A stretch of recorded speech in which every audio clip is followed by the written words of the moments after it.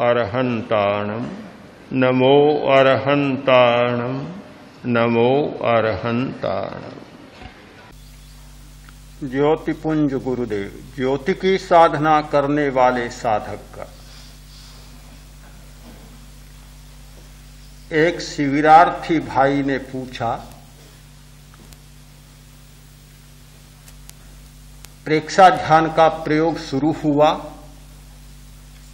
प्रारंभ में एक घोष सुना, आत्मा के द्वारा आत्मा को देख। बहुत अच्छा लगा कि हम आत्मा को देख पाएंगे।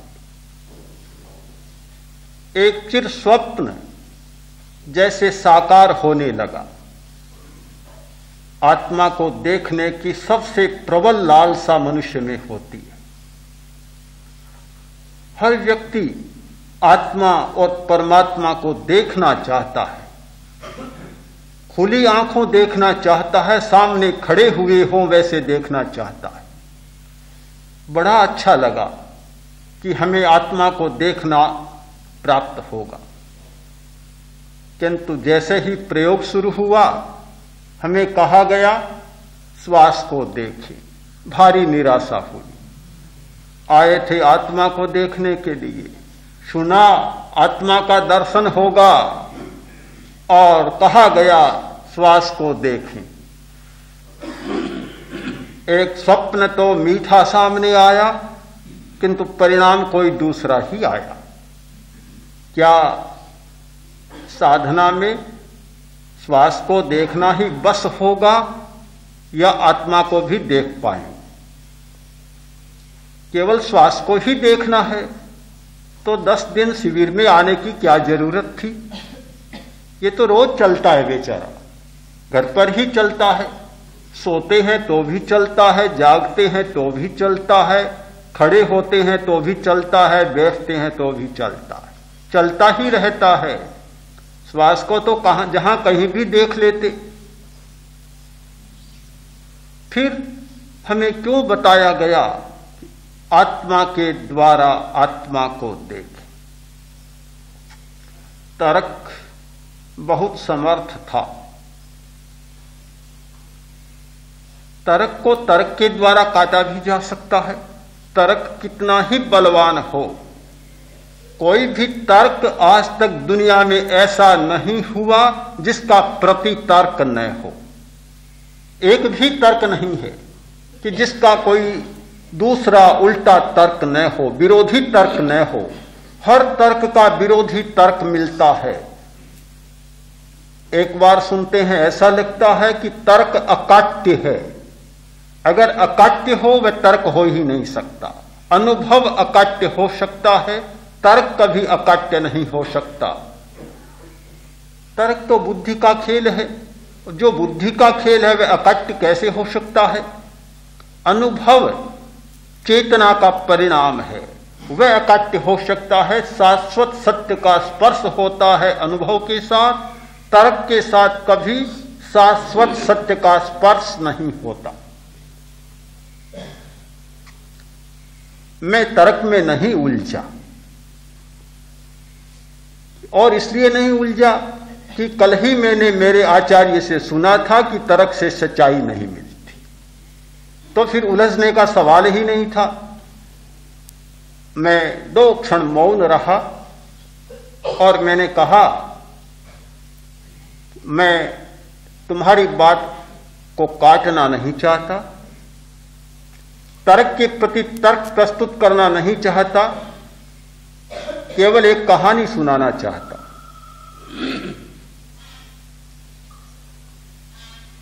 और इसलिए कि तर्क बड़ा नीरस होता है, कहानी सरस होती है। जब हम सरसता की बात कर रहे हैं तो फिर नीरस तर्क को बीच में क्यों लाए? यह तुम्हारा प्रश्न इसलिए उठा कि तुम नियम को नहीं जानते। नियम को नहीं जानते। अगर नियम को जान लेते तो यह प्रश्न तुम्हारे लिए पहेली नहीं बनता। जब तक हम नियमों को नहीं जानते तब तक हर बात हमारे लिए समस्या बन जाती। आदमी दौड़ता है, पीछे कुत्ता भी दौड़ता है।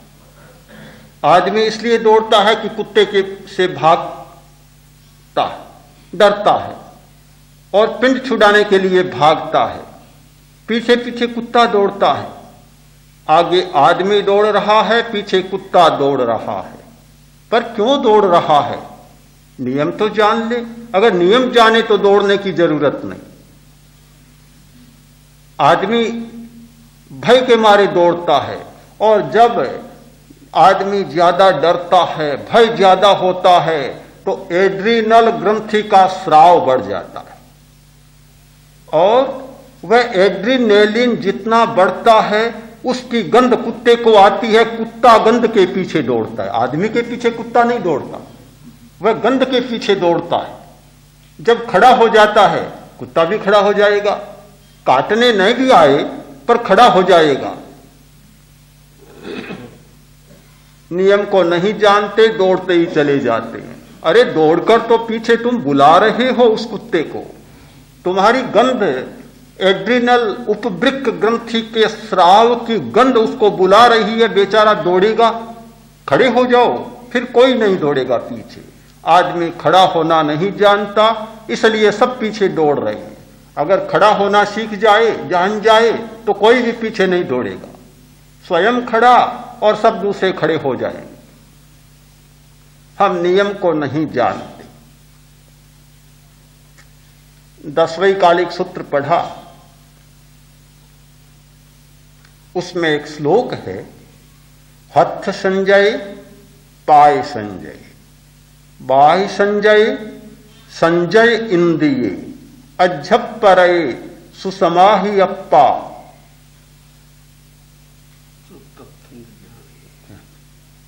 सुतत्थम च बियाणई जय शफिक। श्लोक पढ़ा तो लगा कितनी छोटी छोटी बातें कही गई। हाथ का संयम करो, पैर का संयम करो, वाणी का संयम करो। ये तो बहुत साधारण बातें हैं, किंतु नियम का पता चला तो लगा कितनी महत्वपूर्ण बातें हैं। इस श्लोक का एक नियम मैं पहले प्रस्तुत कर चुका हूं, लेश्या के प्रकरण में, आभा मंडल के ग्रंथ में। दूसरे नए को आज प्रस्तुत करना चाहता हूं। यह एक श्लोक है, कम से कम इसकी 700 व्याख्याएं तो होती ही हैं। महावीर की प्रत्येक वाणी के लिए एक नियम बतलाया गया कि महावीर के जो वचन हैं उनकी कम से कम 700 व्याख्याएं होती हैं। ज्यादा कोई प्रतिभाशाली हो, ज्यादा नयों को जानने वाला हो तो 7,000, 7 लाख, 7 करोड़, 7 अरब व्याख्याएं कर सकता है, पर कम से कम 700 व्याख्याएं तो हमारे बस की बात हो सकती है। नियम को जान ले। नियम को जानते हैं तो नई बात सामने आती है। हाथ का संयम करो, पैर का संयम करो, वाणी का संयम करो और जितेंद्रिय बनो। कैसे होगा? हाथ का संयम होगा और स्पर्शन इंद्रिय जीत ली जाएगी।